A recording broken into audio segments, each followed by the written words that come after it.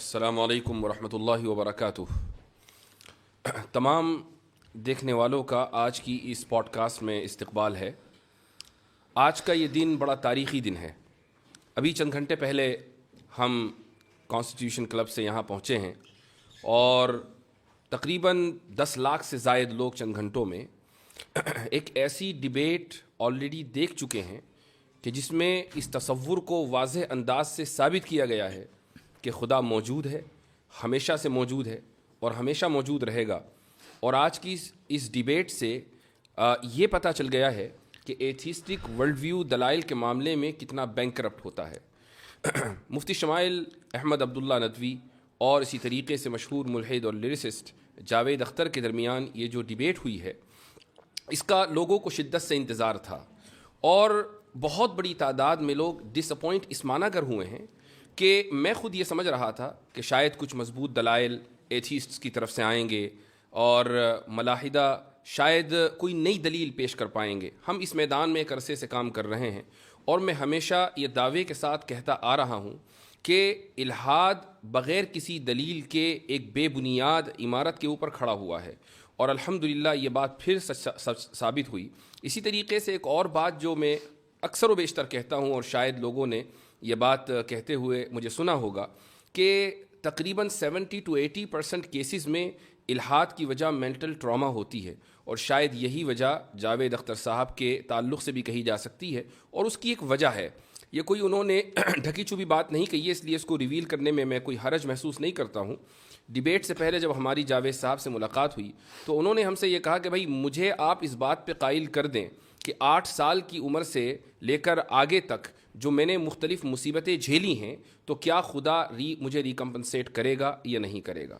इससे अंदाज़ा होता है कि जो बचपन में मेंटल ट्रामा का वो शिकार हो गए थे तो यही वजह है कि वो उसको जस्टिफाई नहीं कर पाए और खुदा का इनकार कर बैठे। डिबेट कौन जीता कौन हारा ये एक अलग मौजू है, लेकिन मैं समझता हूँ कि तमाम के तमाम लोग इस बात के ऊपर मुत्तफ़िक़ होंगे कि ऐसे तमाम लोग हमारी दुआओं के मुस्तहिक़ हैं। मैं दुआ करता हूँ कि खुदा ताला जावेद साहब को हिदायत दे, वो इस दुनिया से ईमान का कलिमा पढ़ कर जाएँ और ख़ुद दूसरों के लिए भी वो हिदायत का सबब बने। जहाँ तक आज की डिबेट का ताल्लुक़ है तो मुफ्ती शमाइल अहमद अब्दुल्ला माशाअल्लाह आज के दिन के हीरो हैं। तो सबसे पहले तो मैं आपको मुबारकबाद देता हूँ कि अल्लाह ताला ने आपको ये तौफ़ीक़ दी है कि आप ये वहदानियत का और खुदा के वजूद का मुक़द्दमा दुनिया के सामने पेश करें। तो एक बार फिर मुबारकबाद और अब आप कुछ अपने कलिमात का इजाफ़ा कीजिए। जज़ाकुमुल्लाहु खैरन। अल्लाह ताला आपको जज़ाए खैर अता फ़रमाए। मैं आपका भी शुक्रिया अदा करता हूँ और इसके अलावा हमारे जितने मुसलमान हैं भाई बहन जिन्होंने हमारे लिए दुआएं की हैं और बड़ा एहतमाम किया था इस डिबेट के पहले। तो बस अल्लाह के फ़ज़ल के बाद आप हज़रात की मेहनतों और तवज्जो और दुआओं का ही नतीजा है कि जो कुछ मैं कह सका। ये बात आपने बिल्कुल सही कही कि हमने एक्सपेक्ट नहीं किया था कि जनाब जावेद अख्तर साहब वही बातें करेंगे जो अक्सर करते आए, बल्कि हमने ये सोचा था कि शायद कोई एकेडमिक अंदाज में डिस्कशन होगी और मैंने तो ये इरादा किया हुआ था कि कई सारे आर्ग्यूमेंट्स मैं वहाँ पे पेश करूँगा, सिर्फ आर्ग्यूमेंट ऑफ कंटिंजेंसी नहीं। लेकिन उन्हें कंटिंजेंसी ही समझ में नहीं आ रही थी तो उसे समझाने में ही जो है 2 घंटे गुजर गए। तो अल्हम्दुलिल्लाह बहरहाल जो हुआ अल्लाह का फ़ज़ल रहा और अल्लाह का फ़ज़ल है कि हक़ बात सामने वाज़े आ गई और अल्लाह से दुआ गो हूँ कि अल्लाह उन्हें भी हिदायत दे। माशाअल्लाह इस डिबेट से कई सारी ऐसी चीज़ें हैं या नताइज हैं कि जिनको बड़ा खुश आइन कहा जा सकता है। मसलन एक बात तो यही कि बड़े मजबूत अंदाज से इल्हाद के ख़िलाफ़ ये मुक़द्दमा कायम हुआ है। दूसरा जो इसका बड़ा पॉजिटिव नतीजा निकला है वो ये कि शायद अभी तक लोग ये समझते आ रहे थे कि ये जो टीवी डिबेट के ऊपर पेड मौलाना सो कॉल्ड मौलाना जाते हैं जिनका काम सिवाय चीखने चिल्लाने की कुछ नहीं होता और उनको टीआरपी इसलिए चूँकि चैनलों को टीआरपी चाहिए तो कुछ 5,000 का थैला उनको पकड़ा दिया जाता है कि तुम चीखो बंदरों की तरह। तो ये जो परसेप्शन है ये ख़त्म हुआ है और इसको बहुत पहले ख़त्म होना था, लेकिन इस डिबेट ने तो माशाअल्लाह वो काम किया है कि उसका अंदाज़ा लगाना मुश्किल है। जी बिल्कुल सही फरमाया आपने। बिलखुसूस हमारे जो इस वक्त मुल्क के हालात हैं, इन हालात में इस तरह 2 अलग अलग वर्ल्ड व्यू के लोगों का बैठकर रिस्पेक्टफुल अंदाज में, एकेडमिक अंदाज में एक दूसरे के साथ गुफ्तगू करने की कोशिश करना, ये मैं समझता हूँ ये ख़ुद में एक माइलस्टोन है और इसके ज़रिए से इंशाअल्लाह आगे भी रास्ते हमवार होंगे कि हम अगर डिफरेंट वर्ल्ड व्यू से ताल्लुक़ रखने वाले हैं تو وائلنس کی ضرورت نہیں ہے, بلکہ ساتھ میں بیٹھ جائیں, چائے پی لیں اور ساتھ میں ایک دوسرے کے ساتھ ڈسکس کر لیں. آپ کو سمجھ میں آئے تو قبول کریں, نہ سمجھ میں آئے تو نہ قبول کریں. یہ بہت اچھی ابتدا ہوئی ہے. ایک جرنلسٹ نے ڈیبیٹ کے بعد مجھ سے آ کر یہ پوچھا کہ یہ جو ڈیبیٹ ہوئی ہے اس کا آپ کیا فائدہ دیکھتے ہیں؟ تو میں نے اس سے یہ کہا کہ کم سے کم انڈیا میں یہ پیغام بڑی مضبوطی کے ساتھ گیا ہے کہ اکیڈمک ماحول میں ان سینسٹیو موضوعات کے اوپر گفتگو ہو سکتی ہے. تو اس نے بڑی شاکنگ بات کہی مجھ سے. اس نے کہا انڈیا کا کیا مطلب, ساری دنیا میں ایسا ہی ہے, ڈیبیٹ ان موضوعات پر ہوتی نہیں ہے. میں نے کہا نہیں, آپ غلط ہیں. یورپ میں, امریکہ میں, دنیا کے اکثر ممالک میں ان موضوعات کے اوپر ڈیبیٹس ہوتی ہیں, بڑے ہی اکیڈمک ماحول میں گفتگو ہوتی ہے, دونوں طرف سے دلائل آتے ہیں, اور الحمدللہ ہم حق کا جو مقدمہ ہے وہ بڑے واضح انداز سے پیش کرتے ہیں. ایک جرنلسٹ نے مجھ سے بھی کچھ اسی طرح کا سوال پوچھا تھا. اس نے کہا کہ باقی چیزوں کو چھوڑ کر ڈز گاڈ ایگزسٹ پر ہی کیوں بات ہوئی؟ تو ہم نے کہا کہ بھائی ہمارے نزدیک گاڈ کا ایگزسٹنس جو ہے وہ در حقیقت سب سے بڑا مسئلہ ہے, اور گاڈ پر ایمان لانا یہ سب سے بڑا مسئلہ ہے. چونکہ باقی ساری چیزیں سیکنڈری درجے کی چیز ہے. ہمارے لیے, ہم اس دنیا میں آئے ہیں, ہماری زندگی کا پرپس جو ہے وہ اللہ کو راضی کرنا ہے, اللہ کی اطاعت کرنا ہے. تو یہ سوال دراصل اس بنیاد پر مبنی ہے کہ آپ اس چیز کو ایک سیکنڈری اور پرائیویٹ چیز سمجھ رہے ہیں, اور سمجھ رہے ہیں کہ اس کی کوئی خاص اہمیت نہیں ہے, آپ کو صرف مادی اور مٹیریلسٹک جو ہے ترقی کرنی ہے. یہی ورلڈ ویو دراصل جو ہے مغربی دنیا نے دیا ہے کہ کس طریقے سے لوگوں کو مٹیریلزم میں مبتلا کر دیا جائے. اور الحمدللہ اللہ نے چاہا تو یہ ایک بہت بڑا سبب بنے گا کہ لوگوں کو حق ان تک پہنچے اور سمجھیں کہ ہم اس دنیا میں کیوں آئے ہیں اور ہماری زندگی کا اصل مقصد کیا ہے. ضرور, ماشاء اللہ. اچھا, ڈیبیٹ میں کچھ ٹاپکس ڈسکس ہوئے, اور ویسے تو آپ نے ماشاء اللہ وافی شافی جواب دیا وہاں پر, اور میں سمجھتا ہوں کہ جو شخص بھی اس 2 گھنٹے کی ڈیبیٹ کو دیکھے گا تو جن موضوعات کا احاطہ کیا گیا ہے ان موضوعات کے اوپر اس کو اچھی معلومات فراہم ہوگی.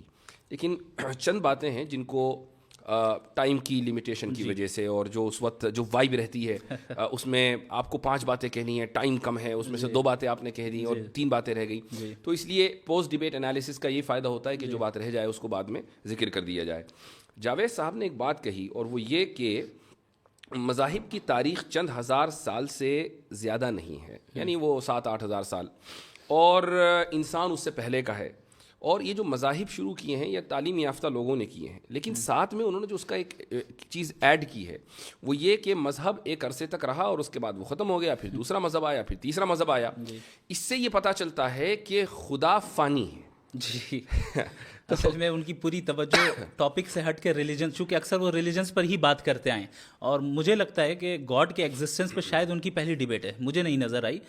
تو وہ گاڈ کے ایگزسٹنس سے ڈائریکٹ خدا تک یعنی اصلی بندے سے پہلی ڈیبیٹ ہے. جی, اصلی بندے سے پہلی ڈیبیٹ ہے. جی جی, یہ بہت اہم پوائنٹ ہے. اس کی وجہ یہ ہے کہ یہ جشن ریختہ تو تھا نہیں کہ اس میں مثلاً کوئی صحافی خاتون یا کوئی بیٹھ گیا اور اس نے کبھی غالب کا شعر پڑھ دیا اور انہوں نے 5 اشعار کا اضافہ کر دیا, اور پھر مستر کے کچھ اشعار حالت اس طرح شاید وہ یہی سوچ کر آئے تھے, وہ یہ سوچ کر آئے تھے کہ بھائی میں کچھ بھی پھینک دوں گا یا کچھ بھی کہہ دوں گا, تو اس طرح نہیں ہوا کرتا. اور یہ ایک good lesson has been learned, جتنا صرف ان کے ذریعے بلکہ جتنے بھی لوگ تھے کہ جو الہاد کی طرف سے پیش ہوئے تھے آڈینس میں, ان کو بھی یہ پتہ چل گیا کہ اہل مذہب کے پاس جو مقدمہ ہے وہ بہت اسٹرانگ ہے. اور یہ صرف انہی کا نہیں بلکہ پورے ایتھیسٹک ورلڈ ویو کا یہ ایک طریقہ رہتا ہے کہ وہ یہ پریٹینڈ کرتے ہیں کہ ایتھیزم ڈیفالٹ پوزیشن ہے. جی ہاں, جبکہ ایسا نہیں ہے. اگر ہم تاریخ میں دیکھیں تو جو بہت سب سے پہلا جو ملتا ہے ایتھیسٹ یا ایتھیسٹک فلسفی جو ملتی ہے, اگر ہم ہندوستان سے ہی لیں تو تقریباً وہ میرے خیال سے 500 سے 600 بیفور کامن ایرا ہے, اور اس سے پہلے بھی مذاہب کے ہمارے پاس یعنی ٹیسٹیمنیز موجود ہیں, آثار ظاہر ہوئے ہیں, اور پتہ چلا ہے کہ ان سویلائزیشنز کے ہاں اس سے پہلے سے خدا کا تصور موجود تھا. بلکہ ہر مذہب میں اگر خدا کا تصور ہے, صحیح یا غلط اس سے قطع نظر, تو اس کا مطلب تو یہ ہوا کہ جب سے مذاہب ہیں تب سے انسانیت اس بات کے اوپر متفق ہے کہ خدا ہے. خدا کی تشریح میں تو اختلاف ہوا ہے, تو یہ تو یونیورسل ٹروتھ ہوا. صحیح. اور جہاں تک ان کا یہ کہنا ہے کہ مذاہب آئے اور چلے گئے, خدا فانی ہو گیا, تو وہ مذہب غلط تھا اس لیے فنا ہو گیا, اس کا خدا کہاں فانی ہوا, خدا تو باقی ہے, صحیح مذہب آج بھی باقی ہے. ہر مذہب فیت مانگتا ہے. یہ تو ایسے سردرد والی چیز ہے, پتہ نہیں یہ کس کھول میں مبتلا ہیں, اس سے کیوں نہیں باہر آ رہے ہیں. اصل میں ریچرڈ ڈاکنز نے یہ ذکر کیا ہے کہ فیتھ اور بلیف میں فرق ہے.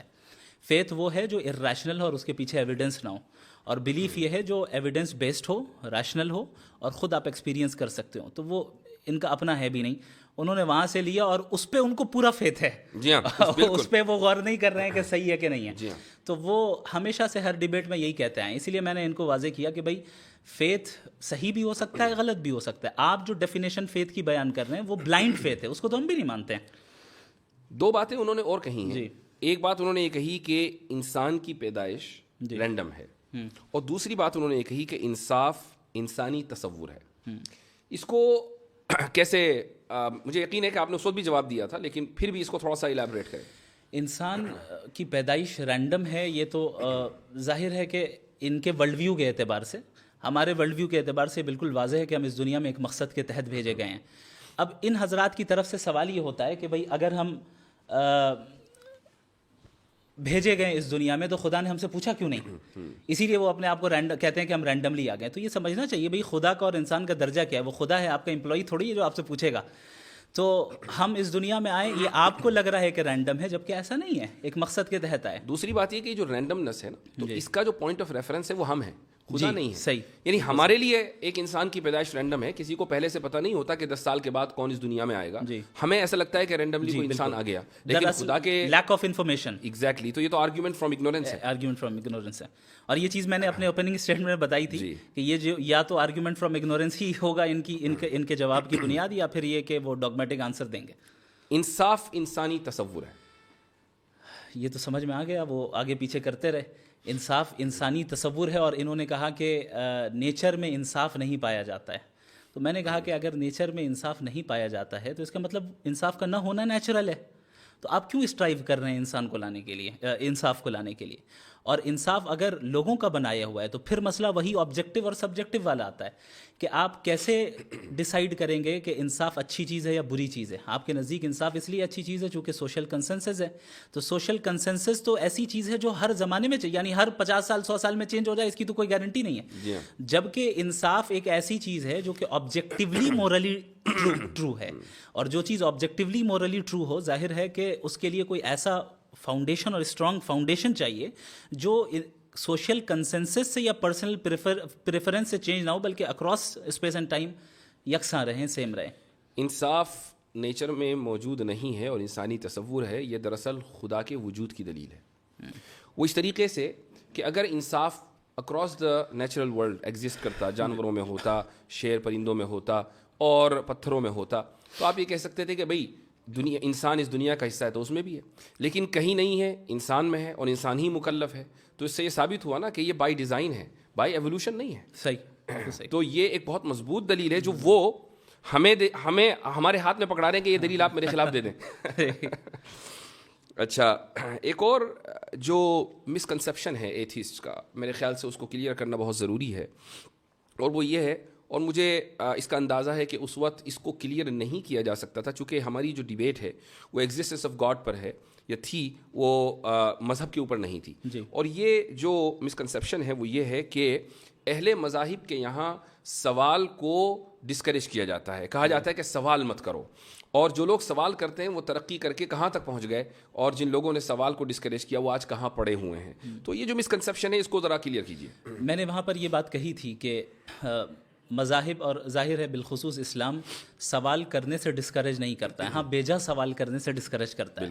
تو صحیح سوال اور غلط سوال, کہاں سوال کرنا چاہیے کہاں نہیں کرنا چاہیے, یہ دراصل فرق ملحوظ رکھنا چاہیے. اب ایک انسان اللہ سے بیجا سوالات کریں جیسے کہ وہ کرتے آئے ہیں, ولیعاذ باللہ ان کے الفاظ ہیں کہ اگر وہ ہے تو پھر اس کی کیا مجال ہوگی, میں پوچھوں گا اور یہ کروں گا, تو ظاہر ہے یہ بیجا چیزیں ہیں. تو یہاں پر آپ کو سوال کرنے کی اجازت نہیں ہوگی, چونکہ جب آپ نے گاڈ کے ایگزسٹنس کو تسلیم کر لیا تو آپ نے اس کی اتھارٹی کو مان لیا ہے. اب جس کی اتھارٹی کو آپ نے تسلیم کر لیا ہے تو اب اس سے سوال نہیں ہوگا. ہاں لیکن اس اتھارٹی کو تسلیم کرنے کی تلاش میں جب تک آپ اس راستے میں ہیں, ظاہر ہے سوال کرنا, اسی لیے قرآن کہتا ہے فَاسْأَلُوا أَهْلَ الذِّكْرِ إِن كُنتُمْ لَا تَعْلَمُونَ, کہ تم علماء سے سوال کرو, اہل علم سے سوال کرو, جاننے والوں سے سوال کرو اگر تمہارے پاس علم نہیں ہے. تو یہ بھی دراصل ایک ڈوگمیٹک آرگیومنٹ ہے جو ایتھیسٹک دنیا کی طرف سے اٹھایا جاتا ہے کہ مذہب تو سپریس کرتے ہیں. اچھا ایسا ہو سکتا ہے کہ ماضی میں بہت سے مذاہب ایسے گزرے ہوں اور ابھی بھی ایسے مذاہب ہوں جو ان چیزوں کو ڈسکریج کرتے ہوں, لیکن اگر ظاہر ہے اگر وہ کرتے ہیں تو ہم تو اسے سپورٹ نہیں کرتے. ہم تو جو اس مذہب کے قائل ہیں جو صحیح مذہب ہے. جو میں نے ابھی کہا کہ اس وقت یہ اس سوال کا جواب اس طریقے سے دینا ممکن نہیں تھا چونکہ ڈیبیٹ ریلیجن پر نہیں ہے, ورنہ قرآن کریم نے واضح طور سے کہہ دیا کہ لا تسألوا عن اشیاء ان تبد لکم تسؤکم. یہ ان تبد لکم تسؤکم کا جو اضافہ ہے وہ خود بتا رہا ہے کہ مطلق سوال سے منع نہیں کیا جا رہا ہے بلکہ ایسے بیجا سوالات سے منع کیا جا رہا ہے جو نقصان دہ ہیں, وہ خود آپ کے لیے نقصان دہ ہیں. تو یہ جو ان لوگوں کی طرف سے ایک مسکنسیپشن پھیلایا جاتا ہے اس کو ٹھیک کرنا بہت ضروری تھا. اسی طریقے سے اگر آپ ہماری ہسٹری کو دیکھیں, خدا کی ذات اور خدا کی صفات کے تعلق سے میں سمجھتا ہوں کہ جتنا ڈسکشن ماضی میں ہو چکا ہے بالکل ابتدائی دور میں معتزلہ کے دور میں اور اس کے بعد, تو وہ پورا کا پورا رچ ٹریڈیشن اور کلچر یا کہہ لیں کہ پورا لٹریچر وہ آج بھی ہمارے پاس موجود ہے. اور بہت سے کریکلمز میں جو اسلامک ٹیچنگ کے اسلامک اسٹڈیز کے کریکلمز ہیں ان میں پڑھایا جاتا ہے. آپ دیکھیں کہ معتزلہ نے سب سے پہلے صفات کا انکار کیا. کیا آپ یہ کہہ سکتے ہیں کہ بھائی آج کوئی ایسا کر کے دکھا دے؟ بھائی معتزلہ نے اللہ تعالیٰ کی ذات کو صفات سے ڈیٹیچ کر دیا اور کہا کہ اس کی کوئی صفت نہیں ہے, تو کیا ان کی گردنیں مار دی گئیں یا یہ کہا گیا کہ تمہیں سوال کرنے کا حق نہیں ہے؟ تو یہ ایک بہت ہی بڑا دھوکہ ہے کہ جو ان لوگوں کی طرف سے پھیلایا جاتا ہے. جی ہاں, ایک بڑا بچکانہ سوال آیا اور میں تو بہت زیادہ حیرت زدہ رہ گیا, اور یہ حیرت کی وجہ یہ رہی کہ جب میں نے اس موضوع کے اوپر کام کرنا شروع کیا آن لائن اور سوشل میڈیا کے اوپر میں آیا, تو بالکل ابتدائی دنوں میں غالباً یہ بات ہے 2016 یا 17 کی, تو اس وقت جو بہت لو آئی کیو قسم کے اسلامو فوبز ہوا کرتے تھے وہ آ کے یہ سوال کیا کرتے تھے کہ قرآن میں ڈائناسور کا تذکرہ کیوں نہیں ہے. بڑے تعجب کی بات ہے. میں حیرت زدہ رہ گیا کہ جاوید صاحب ابھی تک ایوالو کیوں نہیں کر پائے اکیڈمیکلی. اصل میں اب تک وہ رسل کو ہی پڑھ رہے ہیں. وہ اب تک رسل تو کو ہی پڑھ رہے ہیں. جی ہاں, تو آپ کا جو جواب تھا وہ بڑا زبردست تھا ماشاء اللہ, کہ قرآن ہدایت کے لیے ہے, وہ جیوگرافی یا زوالوجی یا اس طرح کے مضامین کو کور کرنے کے لیے نہیں ہے. کچھ چیزوں کا اس میں مظاہر فطرت کے تحت تذکر آ گیا, وہ بات الگ ہے. اچھا, اب آ جاتے ہیں ہم اس عظیم الشان لفظ کی طرف کہ جس کو ہمارے جاوید صاحب آخر تک سمجھ نہیں پائے.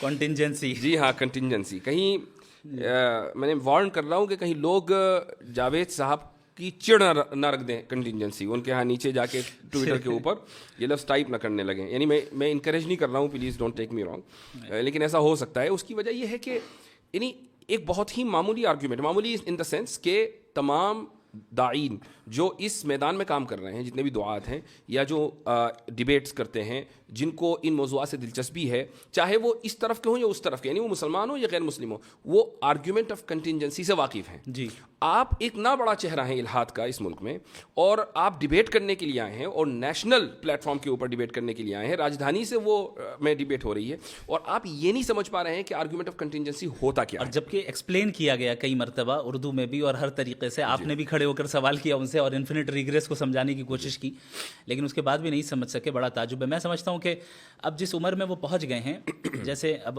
ظاہر ہے ایتھیسٹک ورلڈ ویو الگ ہے, ہمارے ورلڈ ویو میں جب اس عمر کے میں کوئی پہنچ جائے اور دیندار ہوں تو ہم پھر ان کو کہتے ہیں کہ گوشہ نشینی اختیار کرتے ہیں وہ حضرات اور دعا کرتے ہیں, ہم ان سے دعا کی درخواست کرتے ہیں. اب انہیں اپنے ورلڈ ویو میں گوشہ نشین بن جانا چاہیے. اب جو ہے وہ ان چیزوں میں نہیں پڑنا چاہیے, بلکہ توجہ دیں اور کوشش کریں کہ بھئی کیا بات ہے, حقیقت کو تلاش کرنے کی کوشش کریں, اپنے حد تک رکھیں. کیونکہ ایک ڈیبیٹ کے اندر الیکٹران اور نیوٹران کی تسبیح پڑھیں. ایک ڈیبیٹ کے اندر 2 گھنٹوں کے اندر کتنی جگہ وہ اپنے آپ کو کانٹرڈکٹ کر رہے ہیں. اگر ہم اس کو ریکیپ کریں اور دیکھیں, جب ہم مورالٹی کی بات کرنے آئے تو وہ کہہ رہے ہیں کہ سوسائٹی سے مورالٹی طے ہوگی, تو ہم نے کہا آپ نازی جرمنی کو سپورٹ کرتے ہیں. نہیں, پلانٹ ارتھ, تو پلانٹ ارتھ میں جو ہے اکثریت جو ہے مذہب خدا کو مانتی ہے, آپ نہیں مانتے, پھر لاسٹ میں کہہ رہے ہیں کہ میں میجورٹی والی بات واپس لیتا ہوں. وہ بہت اہم پوائنٹ ہے, بہت اہم پوائنٹ ہے. اچھا, یہ جو آرگیومنٹ آف کنٹینجنسی ہے یقیناً لوگوں نے اس کو سمجھ لیا, لیکن پھر بھی ہمارے ناظرین کے لیے اس کو مختصر انداز میں سمجھائیے. دیکھیں, اس کائنات کی ہر چیز کنٹینجنٹ ہے. اس کا مطلب یہ ہوتا ہے کہ یہ ایگزسٹ کر بھی سکتی تھی اور نہیں بھی کر سکتی تھی, یعنی اس کا ایگزسٹ کرنا کوئی نیسیسری چیز نہیں تھی. اور اگر ایگزسٹ کرتی تو ڈفرینٹ لاز کے ذریعے بھی کر سکتی تھی. یعنی ابھی جو لاز آف نیچر چل رہے ہیں, ہو سکتا ہے کوئی اور لا آف نیچر ہو. علم کلام کے طلباء کے لیے اضافہ کر دوں, اسی کو ممکن الوجود کہا جاتا ہے. ممکن الوجود وعدمہ سواء. جی, تو جو ممکن الوجود ہوگا, جو کنٹینجنٹ ہوگا, وہ ظاہر ہے کسی اور کے اوپر ڈپینڈڈ ہوگا اپنے ایگزسٹنس میں. تو اب وہ کس کے اوپر ڈیپینڈنٹ ہے؟ ہم یہ دیکھیں گے کہ بھائی کیا وہ چیز بھی کنٹینجنٹ ہے، ممکن اچھا، اور الوجود ہے. یہاں پر بھی اس کا اضافہ ضروری ہے. لوگ کہیں گے بھائی کیوں ہوگا؟ اس کی وجہ یہ ہے کہ جب ایک چیز کا وجود اور عدم دونوں برابر ہیں، یہ ترازو کے دو پلڑے ہیں، تو کسی ایک پلڑے کو بھاری ہونے کے لیے اس میں وزن ڈالنا ضروری ہے. یہ وزن ہے ارادے کا. تو کسی نہ تو ارادہ کیا ہوگا نا، کہ جس نے عدم پر وجود کو ترجیح دی ہوگی، اس لیے کنٹینجنسی ہے. جی آگے بولیے. تو یہاں سے عقلی طور پہ لاجیکلی ہم اس نیسیسری بینگ تک پہنچتے ہیں جو واجب الوجود ہے، یعنی جس کا ایگزسٹ نہ کرنا ناممکن ہے. چونکہ اگر وہ ایگزسٹ نہ کرے تو ظاہر ہے یہ ساری چیزیں وجود میں نہیں آ سکتی. اور اس واجب الوجود ذات کا انڈیپینڈنٹ ہونا، ایٹرنل ہونا، نالجبل ہونا، سیلف سفیشینٹ ہونا اور ایک ہونا یہ بالکل ضروری ہے. تو یہ جب باتیں میں نے کہی تو لاسٹ میں یہ کہہ رہے ہیں کہ ان کے نزدیک تو عقل سے ہم خدا کو جان ہی نہیں سکتے. یعنی یہ کانٹرڈکشن ہے. یعنی پورا آرگیومنٹ اس پہ تھا کہ عقل کے ذریعے ہم خدا کے ایگزسٹنس کو کیسے جانیں، اور آپ وہ نہیں سمجھ پا رہے ہیں، اور اخیر میں کہہ رہے ہیں آپ تو کہہ رہے ہیں کہ عقل سے ہم سمجھ نہیں سکتے. تو میرے خیال سے یہ ان کی عمر کا تقاضا تھا. اور اسی طریقے سے وہ انفینٹ ریگریس اور تسلسل کو بھی نہیں سمجھ پائے. بلکہ حیرت ناک بات یہ کہ جب میں نے ان سے سوال کیا کہ آپ اس کو درست سمجھتے نہیں، تو انہوں نے کہا میں درست سمجھتا ہوں. میرے خیال سے وہ سمجھ ہی نہیں پائے انفینٹ ریگریس کیا ہے، اس لیے انہوں نے کہہ دیا. اور آپ نے بڑی اچھی مثال دی کہ کئی سارے شعراء ایک ساتھ پوئٹس کھڑے ہوں اور مان لے جاوید اختر صاحب سب سے آگے ہوں، اور وہ کہیں کہ میں اس وقت تک پوئٹری نہیں لکھوں گا جب تک پیچھے والا نہ لکھے، اور وہ کہے کہ میں نہیں لکھوں گا جب تک پیچھے والا نہ کہے. تو یہ تسلسل ہو جائے گا. تسلسل باطل ہے. اس طریقے سے چلتا رہا اینڈلیسلی، اور اگر کہیں ہم نہیں رکیں گے تو پوئٹری ایگزسٹنس میں ہی نہیں آئے گی. یعنی پوئٹری اگر ایگزسٹنس میں آئی، اس کا مطلب کوئی ایک ایسا پوئٹ ہے جو اپنے پیچھے والے پہ ڈیپینڈ نہیں کرتا ہے، وہ انڈیپینڈنٹ ہے. بالکل اسی طریقے سے اگر اس یونیورس کے جو کازز ہیں، اگر یہ انفینٹ ریگریس آف کازز ہوتا تو ہم اور آپ یہاں پہ آج موجود ہی نہیں ہوتے، پوڈ کاسٹ ہی نہیں کر رہے ہوتے. ہم یہاں موجود ہے، اس کا مطلب کوئی ایک انڈیپینڈنٹ ذات ہے جو کسی اور کے اوپر ڈیپینڈنٹ نہیں ہے، اس نے اپنے ول سے جو ہے ڈیسیجن لیا ہے. علم کلام کے طلباء کی آسانی کے لیے کہہ دوں کہ اگر علت اولا نہ ہو تو معلول اخیر نہیں ہو سکتا. ماشاءاللہ. تو اچھا یہ بتائیں کہ اس میں علم کلام کا کتنا رول رہا آپ کی ڈیبیٹ میں؟ آپ کے لیے پورا علم کلامی تھا اور کیا تھا. ایک ہے آپ اس کو پریزنٹ کر رہے ہیں ماشاءاللہ، اور ایک یہ کہ علم کلام کے جو مباحث ہیں جیسے تسلسل ہے، دلیل توقف ہے، یہ تو ماشاءاللہ چونکہ آپ نے اس سے استفادہ کیا ہے تو یہ بڑی خوش آئند بات رہی. اور اس کی وجہ یہ ہے کہ علم کلام کو فرسودہ علم سمجھا جانے لگا تھا. میں سمجھتا ہوں کہ علم فرسودہ نہیں، البتہ اصطلاحات ضرور فرسودہ ہو گئی ہیں. ان کو تھوڑا سا ریفائن کرنا چاہیے اور جدید علم کلام کی طرف لانا چاہیے. یہی بات ہے کہ جب ہم علم کلام کی تجدید کی بات کرتے ہیں نا، تو تجدید لسان یعنی زبان کی تجدید کو چھوڑ کر ہم کانٹینٹ کی تجدید پر چلے جاتے ہیں. ہاں یہ ایک پرابلم ہے. تو لوگ یہی نہیں سمجھتے کہ علم کلام کی تجدید کا کیا مطلب ہے. یعنی میں اس بات سے متفق ہوں کہ آج کی آپ کی جو ڈیبیٹ کامیاب رہی ہے وہ اس لیے کہ جو ٹرمینالوجیز دقیق مباحث علم کلام کے اندر پائے جاتے ہیں عربی میں، آپ نے ان کو انگلش کے قالب میں ڈھال کر لوگوں کے سامنے پیش کیا اور لوگوں کو سمجھ میں آ گیا. اگر آپ تسلسل اور دور اور دلیل توقف اور یہ سب کہہ رہے ہوتے اور معلول اخیر اور علت اولا، تو یا تو میں سمجھ رہا ہوتا یا آپ سمجھ رہے ہوتے. صحیح بات ہے. اور اللہ تعالیٰ آپ کو جزائے خیر عطا فرمائے. اس میں آپ کا بہت بڑا رول ہے. آپ سے ہی سیکھا ہے. بارک اللہ فیکم. اچھا ایک سوال جو بہت اہم ہے وہ ہے اللہ تعالیٰ کی انٹرفیرنس اور دعا. اس کے تعلق سے آپ کیا کہیں گے؟ یعنی یہ سوال ذہن میں آتا ہے کہ اگر خدا نے ہر چیز کو سیٹ کر دیا اور اب وہ سائڈ میں ہو گیا، جیسے چیزیں چلنی چاہیے ویسی چل رہی ہیں ایک میکینسٹک انداز میں، تو پھر دعا مانگنے کی ضرورت ہی نہیں ہے. اور اگر ایسا نہیں ہے تو دعا مانگنے کی ضرورت ہے. ایسا تو نہیں ہے کہ میکینٹک اسٹائل میں جو ہے یہ دنیا چل رہی ہے، بلکہ اللہ رب العالمین ہر لمحے اس نظام کو چلا رہا ہے اور اس کی تدبیر کر رہا ہے. انسانی زندگی میں بنیادی طور پہ دو قسم کے احوال آتے ہیں. ایک وہ ہیں جن پہ اس کا کنٹرول نہیں ہوتا ہے، اور دوسرا وہ ہے جس پہ اس کا کنٹرول ہوتا ہے. مثال کے طور پہ ہم فری ول کا استعمال کر کے ہم اعمال کرتے ہیں، اعمال کو انجام دیتے ہیں، اب چاہے اچھا عمل کریں یا برا عمل کریں. بہت سے حالات ایسے ہوتے ہیں جہاں پہ ہمارا کنٹرول نہیں ہے. مثلا کوئی حادثہ ہو گیا یا کوئی ایسی چیز آ گئی جسے ہم تبدیل نہیں کر سکتے ہیں، تو وہ براہ راست اللہ کے حکم سے ہوتا ہے. تو دعا کی اہمیت اس لیے بھی باقی رہتی ہے چونکہ وہ حالات بھی ایک طرف ہیں جہاں پہ آپ کا کوئی کنٹرول نہیں ہے اور اللہ کا مکمل کنٹرول ہے. دوسری چیز، جب ہم کوئی عمل اپنے فری ول سے بھی کیوں نہ کر رہے ہوں، اللہ کی توفیق ضروری ہوتی ہے. اس لیے اللہ سے دعا مانگنے کا حکم خود اللہ نے دیا. اور اگرچہ ایسا ممکن ہے کہ اس دنیا میں ہو سکتا ہے کہ ہم جو مانگ رہے ہیں اللہ سے وہ ہمیں اس دنیا میں نہ ملے، لیکن اس کا جو ریوارڈ ملنا ہے وہ اللہ کے یہاں متعین ہے. اسی لیے اللہ کے نبی صلی اللہ علیہ وسلم نے دعا کو عبادت قرار دیا. تو ظاہر ہے یہ مستقل ایک عبادت ہے. یعنی بالفاظ دیگر یہ کہا جا سکتا ہے کہ ہم دعا مانگتے ہیں تو اس بات کی کوئی اس بات کی کوئی یعنی گارنٹی نہیں ہے کہ وہ دعا اسی انداز سے قبول ہوگی جس انداز سے ہم چاہ رہے ہیں. جی یعنی ہو سکتا ہے کہ وہ اجر کی صورت میں قبول ہو جائے, ہو سکتا ہے کہ وہ تاخیر کی صورت میں قبول ہو جائے. ایک بات. دوسری بات یہ بھی ہے کہ ہمیں کیا معلوم کہ دعا کس انداز سے قبول ہوگی. یعنی ہمارا کام تو دعا مانگنا ہے, وہ آل وائز ہے, ہم آل وائز نہیں ہیں. جی. تیسری بات یہ ہے کہ ایک بات شرح عقائد میں لکھی ہوئی ہے, میں تمام لوگوں کے ساتھ اس کو شیئر کرنا چاہوں گا. یہ مبحث وہاں آیا ہے اور اس میں تفتازانی یہ فرماتے ہیں کہ وہ ایک حدیث ہے جس کے تحت یہ کلام ہے کہ لا يرد القدر الا الدعاء, کہ تقدیر کو صرف دعا بدلتی ہے. اب یہاں سوال یہ ہوتا ہے کہ کیا دعا سے واقعی تقدیر بدل جاتی ہے؟ تو اس کا جواب انہوں نے یہ دیا ہے کہ مثلا ایک انسان ہے اور اس نے دعا, اللہ تعالیٰ کے علم میں یہ بات ہے کہ یہ دعا مانگے گا اور دعا مانگ کر فلاں کام ہوگا. یہ دعا بھی چونکہ عبادت ہے, تو اگر یہ دعا مانگے گا نیکی کی تو اس کی عمر 60 سال ہوگی, اور دعا نہیں مانگے گا تو اس کی عمر 40 سال ہوگی. لیکن چونکہ اللہ کے علم میں ہے کہ دعا مانگے گا تو ہر حال میں دعا مانگتا ہے, تو دعا نہ مانگنے کے لیے جو ایلیجبل عمر ہے دعا نہ مانگنے کی صورت میں وہ 40 سال ہے, اور مانگنے کی صورت میں جو ایلیجبل عمر ہے وہ 60 سال ہے. اور یہ دونوں چیزیں اللہ تعالیٰ کے علم میں ہیں. تو وہ یہ ساری چیزیں, یعنی اس سے جو میں نے اضافہ کیا ہے بتانے کا مقصد یہ ہے کہ یہ جو مباحث آج کانسٹیٹیوشن کلب میں ڈسکس ہو رہے تھے, یہ تو تفتازانی نے 1000 سال پہلے لکھ دیے نا. بات یہ ہے کہ ہمارے جو طلباء ہیں, اساتذہ ہیں, میں ان کی طرف ان کی توجہ اکثر و بیشتر اس طرف مبذول کراتا ہوں کہ آپ کے پاس ایک مضبوط علمی روایت ہے, اس مضبوط علمی روایت کو صرف پیش کرنے کا سلیقہ چاہیے, اس کے علاوہ اور کچھ نہیں. ایک اور لاسٹ پوائنٹ میں ذکر کروں گا اور اس کے بعد انشاءاللہ اپنی گفتگو کا اختتام کرتے ہیں. ملحدوں سے ایک سوال ضرور کیا جانا چاہیے کہ بھائی یہ کیا وجہ ہے کہ انسان ہی کے اندر اتنا شعور آیا ہے کہ وہ if then یعنی if A then B کا سوال کرتا ہے.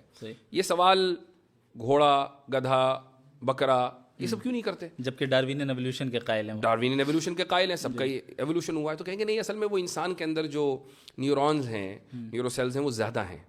تو اگر یہ دیکھا جائے تو بھئی ہاتھی کے اندر زیادہ ہیں. وہ کہیں گے نہیں, اصل میں فرنٹل لوب میں جو نیورو سیلز ہیں نا وہ زیادہ ہیں. تو ٹھیک ہے, یہ آپ نے کیسے کا جواب دیا نا, آپ نے کہا اس لیے شعور ہے کہ اس کے فرنٹل لوب میں نیورو سیل زیادہ ہیں. میں پوچھتا ہوں کہ کیوں زیادہ ہیں؟ کیوں کا جواب سائنس کبھی نہیں دے سکتی, وہ میکینزم کو ہی بتاتی ہے. جی ہاں. تو چلیں مفتی صاحب, بہت اچھا لگا. ایک چیز اور ہے جس کا ذکر میں کروں گا جو نظر آیا کہ, اور صرف انہی کے ساتھ نہیں اور بھی جو دیگر ایتھیسٹ ہیں, وہ یہ ہے کہ جب ان کے پاس کوئی لاجیکل آرگیومنٹ نہیں ہوتا ہے فوراً ایموشنل آرگیومنٹ پہ آ جاتے ہیں. آپ نے دیکھا کہ کیسے غزہ کے مسئلے کو وہ پوائنٹ ذکر کرنا بہت ضروری تھا. جی ہاں.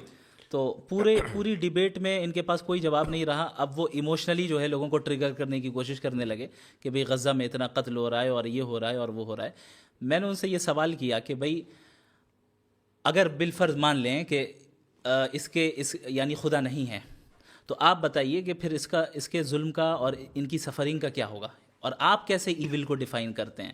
اب وہاں جا کے ان کے پاس کوئی ڈھنگ کا جواب نہیں رہا, چونکہ آبجیکٹیولی ایول کا موجود ہونا بھی در حقیقت خدا کے ہونے کی دلیل ہے. باقی ہمارے ورلڈ ویو کے اعتبار سے ہم اس دنیا میں ٹیسٹ کے لیے آئے ہیں, ہمارا امتحان ہو رہا ہے, ہماری آزمائش ہو رہی ہے. کیا صحابہ کرام نے قربانیاں نہیں دیں؟ جس طرح آج غزہ کے مسلمان قربانی دے رہے ہیں, صحابہ نے بھی دی, اور تاریخ اسلامی میں سب نے دی. اور الحمدللہ ابھی بھی جو غزہ میں شہید ہو رہے ہیں وہ دین سے دور نہیں ہو رہے اور دین سے قریب ہوتے چلے جا رہے ہیں. صحیح بات ہے. جی. اچھا, یہ لوگ یہ سمجھ رہے ہیں, بہت سے لوگ یعنی ملحدین میں سے, کہ بھئی آپ نے غزہ کی جو جینوسائیڈ ہے اس کو جسٹیفائی کر دیا. یہ اصل میں ان کا اسے کہتے ہیں اسٹرامین فیلیسی. جی. کہ جہاں where you misrepresent your opponent. جی ہاں, آپ اپنے سامنے والے کو مس ریپریزنٹ کرتے ہیں. بھائی ہم سے زیادہ اور کون امپیتھی رکھے گا غزہ والوں سے؟ آپ تو ایک ملحد ہیں, ایک ایتھیسٹ ہیں, آپ کے پاس تو موریلٹی کی کوئی بنیاد ہی نہیں ہے, آپ تھوڑی رکھیں گے. یعنی ان کا جو پورا آرگیومنٹ ہے غزہ کے تعلق سے وہ اس مفروضے کے اوپر مبنی ہے کہ چونکہ اللہ تعالیٰ قادر مطلق ہے, پوائنٹ اے. پوائنٹ بی, چونکہ آپ دعا مانگ سکتے ہیں. پوائنٹ سی, تو آپ دعا مانگ کے رکوا دیں. یہ کیوں نہیں کروا رہے ہیں؟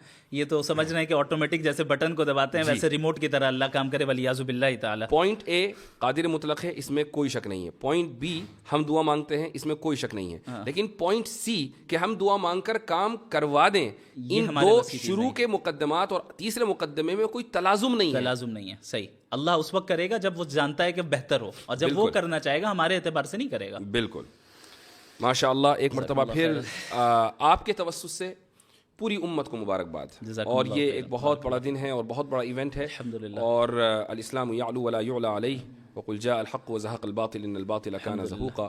جزاكم الله خير بارك الجزاء. الله فيكم. بل نقذف بالحق على الباطل فيدمغه فإذا هو زاهق ولكم ولكم الويل الويل مما مما تصفون. تصفون. جزاكم الله خيرا.